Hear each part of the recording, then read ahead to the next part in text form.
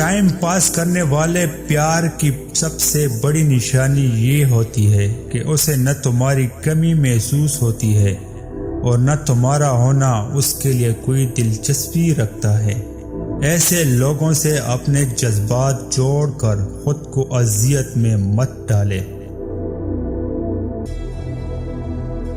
جب خود اپنی اہمیت بتانی پڑ جائے تو سمجھ جائے کہ آپ کی کوئی اہمیت نہیں۔ اچھی نیت اور اچھی سوچ والوں کو سکون ڈھونڈنا نہیں پڑتا، ان کے دل ہمیشہ نکھری ہوئی صبح کی طرح روشن اور پرسکون ہوتے ہیں۔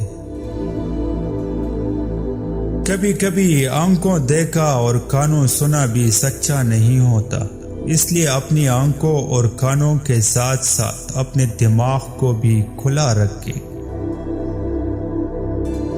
وہ کبھی دیکھ کر آزماتا ہے، کبھی دیکھ سکے کہ شکر کتنا کرتے ہو، اور کبھی لے کر آزماتا ہے تاکہ دیکھ سکے صبر کتنا کرتے ہو۔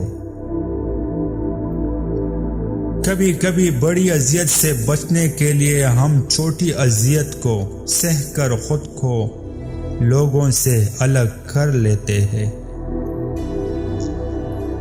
عورت یہ بات بھول جاتی ہے کہ مرد معاشرے کو اندر تک جانتا ہے، اس نے معاشرے میں سب کچھ اپنی آنکھوں سے دیکھا ہوتا ہے، جبکہ عورت صرف سن کر یقین کرتی ہے۔